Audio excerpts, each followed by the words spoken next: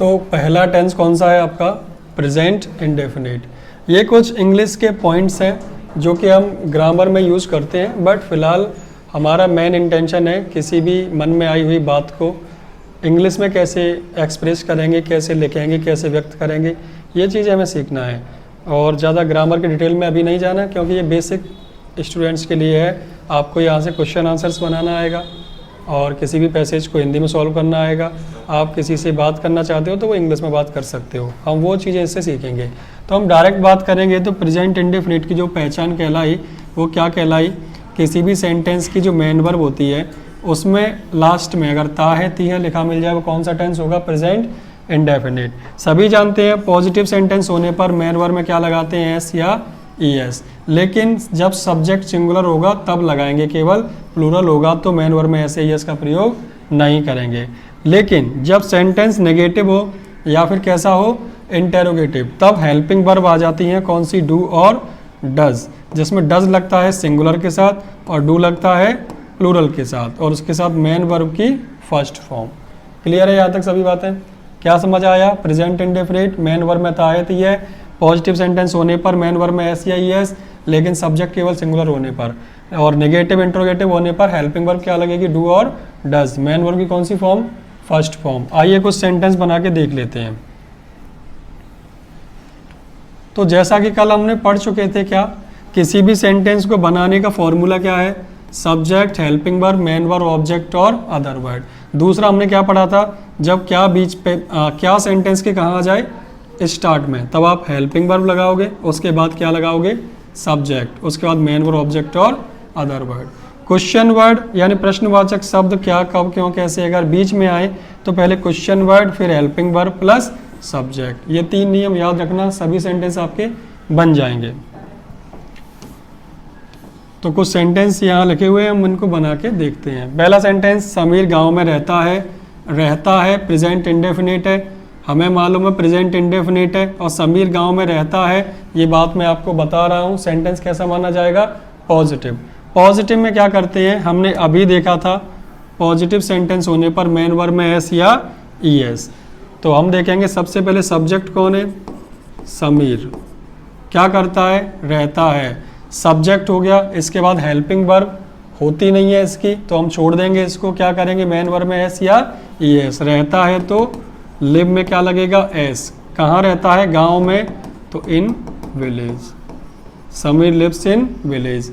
इसी की वजह अगर हम ये कहें हम गांव में रहते हैं तो हम के लिए क्या बोलेंगे? वी। फिर क्या करना है? रहते हैं तो लिव। अब इसमें एस या ई एस का प्रयोग नहीं करना, क्योंकि वी कैसा है? और प्लूरल। और हमने एस या ई एस का प्रयोग करना सीखा था, लेकिन कौन से के साथ?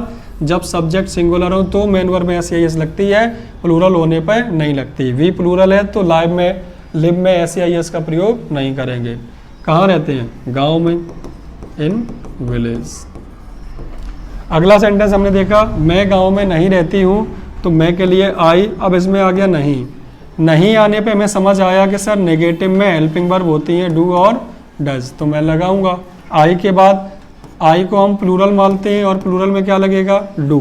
तो क्या हुआ? I do. मना कर रहा है तो नॉट। I do not. रहती हूँ तो लिव। कहाँ रहती हूँ? गांव में, इन विलेज।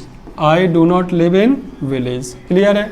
अगला सेंटेंस, क्या तुम अंडे खाते हो? क्या पहले आ गया? किसी भी सेंटेंस के स्टार्ट में अगर क्या पहले आता है तो हेल्पिंग वर्ब पहले लगती है, सबको मालूम है। सब्जेक्ट है अपना यू, और हेल्पिंग वर्ब लगेगी डू या डज। कहाँ लग जाएगी? आगे, क्योंकि क्या सेंटेंस के आगे आ गया। नियम याद रखना, क्या पहले आने पर हेल्पिंग वर्ब सब्जेक्ट से पहले आती है। तो डू यू, उसके बाद वही मेन वर्ब। खाते हो तो ईट। क्या खाते हो? अंडे तो एग्स। क्लियर बात है? अगला देखते हैं, तुम अंडे क्यों खाते हो? क्वेश्चन वर्ड बीच में आ गया। क्वेश्चन वर्ड बीच में आने पर कहाँ लिखा जाएगा? सेंटेंस के स्टार्ट में, क्योंकि स्पेलिंग वाई। क्वेश्चन वर्ड के बाद क्या लिखनी है? Helping verb. फॉर्मूला आपने लिख लिया होगा। हेल्पिंग वर्ब क्या लगानी है? डू, क्योंकि सब्जेक्ट कौन है? यू। तो वाई डू यू खाते हो तो ईट। क्या खाते हो? अंडे। यहां तक समझ आया ये कैसे बना? चलिए अगला टेंस देखते हैं। अगला टेंस आपका कौन सा होगा? पास्ट इंडेफिनिट, जिसकी पहचान क्या है? इसके मेन वर्ब में क्या आता है? ता था, ती थी, ते थे। लेकिन ये 10% ही पूछा जाता है। आपको ज़्यादातर आपको आ ई ए ऐसा कोई साउंड आए किसी सेंटेंस से, किसी वाक्य से, कौन सा टेंस कहलाएगा? वो पास्ट इंडेफिनिट। अब पास्ट इंडेफिनिट में क्या करेंगे? पॉजिटिव सेंटेंस होने पर मेन वर्ब की सेकंड फॉर्म, और नेगेटिव या इंटेरोगेटिव होने पर हेल्पिंग वर्ब आ जाती है, कौन सी? डिड, और मेन वर्ब की कौन सी फॉर्म? First form. बस इतना सा याद रखना है। सेंटेंस बना के देखते हैं। राम ने मुझे बताया, बताया, आ का साउंड आ रहा है, यहीं पे सेंटेंस खत्म हो गया। आ का साउंड आ रहा है, कौन सा टेंस हुआ? Past indefinite. करेंगे क्या? सबसे पहले वही सब्जेक्ट लिखते हैं हर सेंटेंस में। किसने बताया? राम ने, तो सब्जेक्ट हुआ राम। अब हमें मालूम है राम ने मुझे बताया, ये सेंटेंस आपका पॉजिटिव है, उसमें क्या करते हैं? मेन वर्ब की सेकंड फॉर्म। बताने को कहते हैं टेल, टेल की second form told. Okay, main verb के बाद क्या लगाते हैं? जाहिर सी बात है ऑब्जेक्ट का प्रयोग करते हैं। तो ऑब्जेक्ट कौन है? मुझे तो मी, राम टोल्ड मी। क्लियर है? अगर मैं कहूँ इसी को, हमने कल खाना नहीं बनाया, आ का साउंड आया, पास्ट इंडेफिनिट, हमने के लिए क्या लगाया? वी। अब मना करने लगा तो सेंटेंस नेगेटिव माना जाएगा, और अगर नेगेटिव माना जाएगा तो हेल्पिंग वर्ब क्या लोगे? डिड। तो मैंने क्या किया? We did. अब मना कर रहा है तो नॉट का भी प्रयोग करोगे ही आप। तो वी डिड नॉट, क्या नहीं किया? बनाया। बनाने के लिए कुक, क्या नहीं बनाया? खाना, तो food. We do not cook food. क्या कल आ रहा है तो आप आगे क्या लिख दोगे? Yesterday. We do not cook food yesterday. बन गया सेंटेंस। चलो अगला सेंटेंस। मैंने तुम्हें कल बाजार में देखा, ये तो फिर से पॉजिटिव आ गया। मैंने के लिए आई, देखा, क्या किया? देखा। पॉजिटिव है ना, मैंने तुम्हें कल बाजार में देखा, और पॉजिटिव में तो मेन वर्ब की सेकंड फॉर्म लिखते हैं। देखने को कहते हैं सी, सी की second form show, I show. अब मैंने देखा, किसे देखा? तुम्हें देखा, तो यू। कहाँ देखा? बाजार में, तो इन द मार्केट। कब देखा? कल, तो फिर से यहाँ क्या लिख देंगे? यस्टरडे। समझ आया यहाँ तक? अगला सेंटेंस क्या? तुमने पापा को, तुमने पापा को बताया।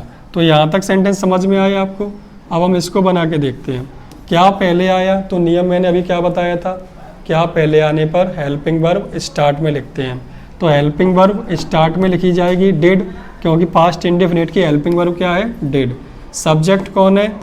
यू। तो क्या हो गया?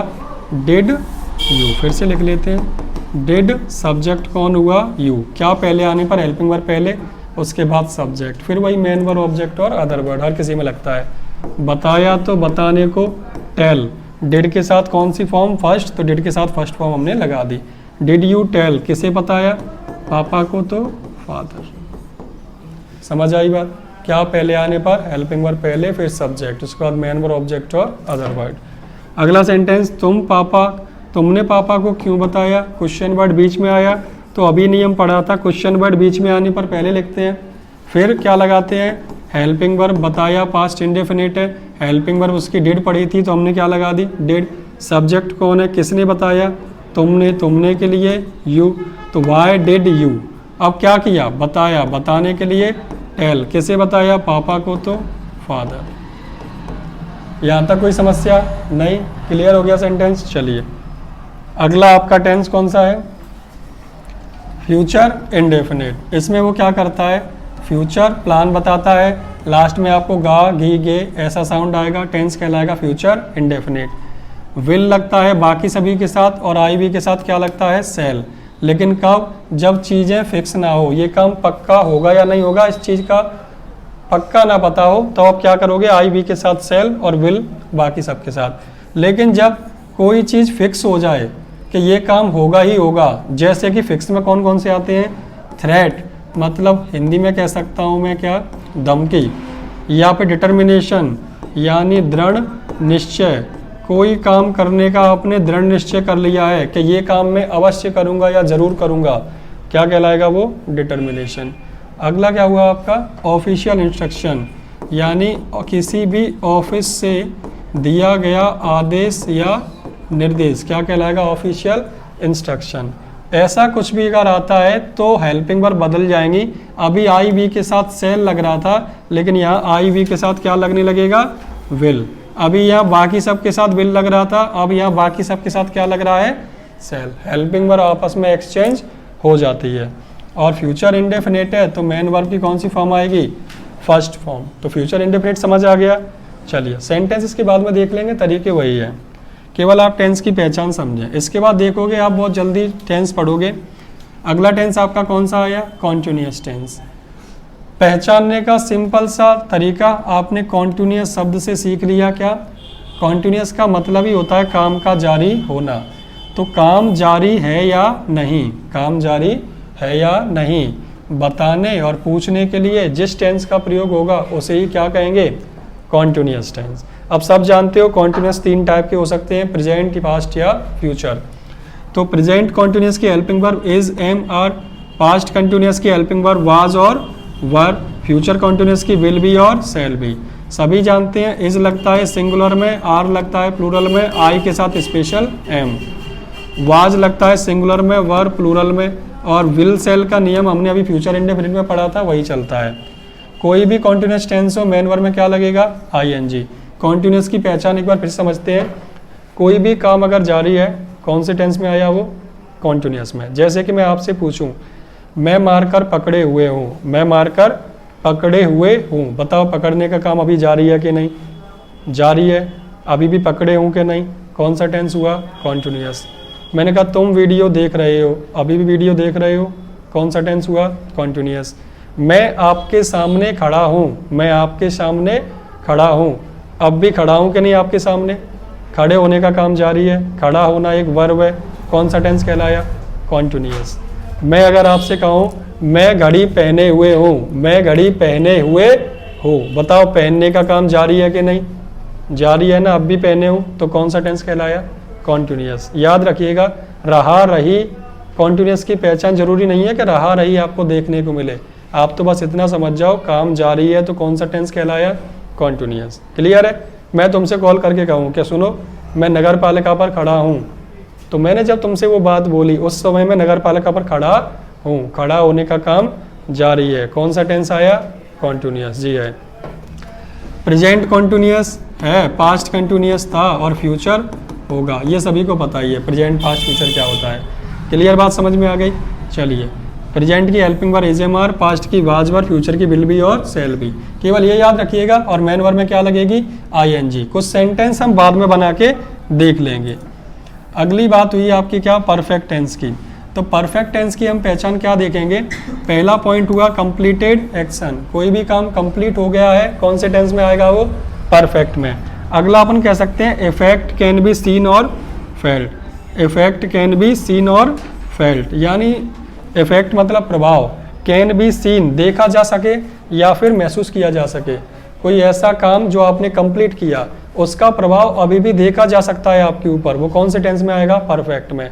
जैसे कि मान लो अभी 10 बज रहे हैं और मैं जब घर से आया तो मैंने सुबह 7 बजे घर से आया था, तो सुबह 7 बजे मान लो मैं नाश्ता करके आया, ब्रेकफास्ट करके। लेकिन जब यहाँ आया 10 बज रहे थे, आपने मुझसे पूछा 10 बजे पे सर नाश्ता करोगे क्या, तो मैंने आपसे कहा नहीं नहीं मैंने नाश्ता कर लिया है। तो नाश्ता किया था 7 बजे, बज कितने रहे हैं 10, तो ऑलमोस्ट 3 घंटे पहले की बात है, और जो निकल गया वो पास्ट में आना चाहिए कि नहीं।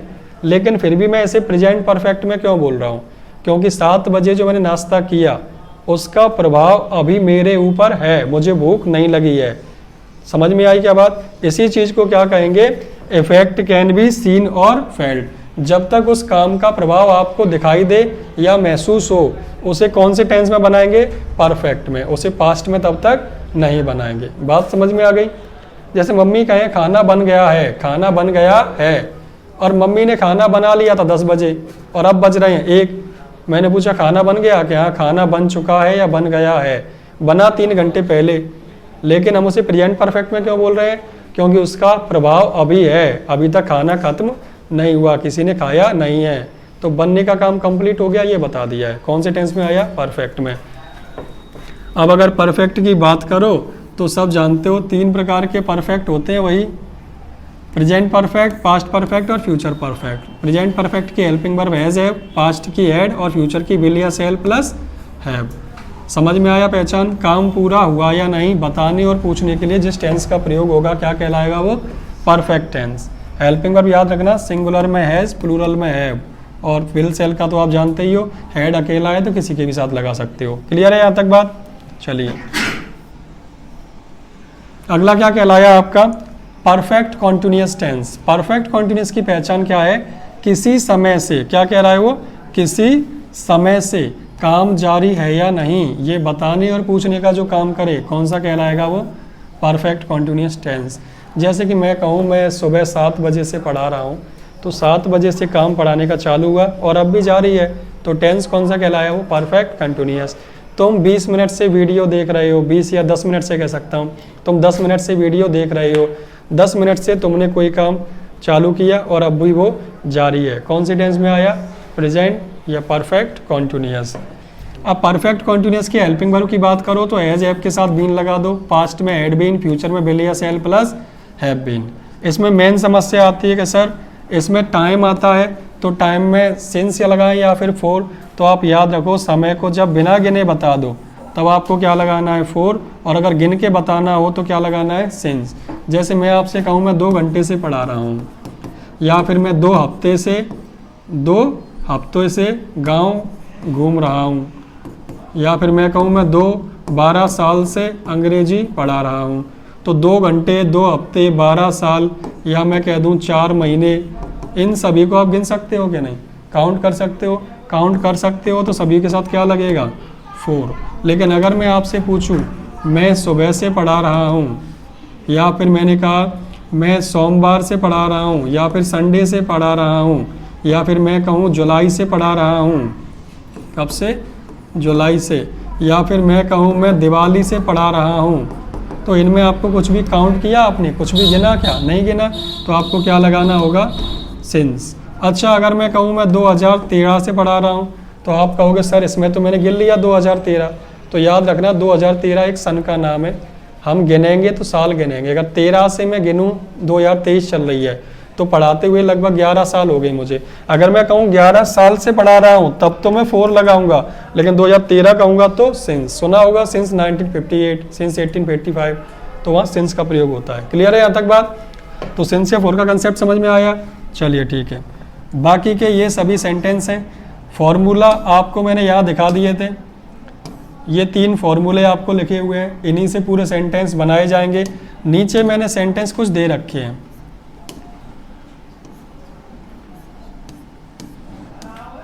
चलो ये सेंटेंस मैंने दे रखे हैं, तो आप इनका स्क्रीनशॉट ले लीजिएगा और इनके आंसर्स कमेंट में ज़रूर दीजिएगा, ताकि मुझे भी समझ में आ जाए कि आप बनाना सीख गए हो या नहीं। ये सेंटेंस हैं, इनको लिख लीजिए या स्क्रीनशॉट ले लीजिए और इनके आंसर नीचे कमेंट में ज़रूर दीजिएगा।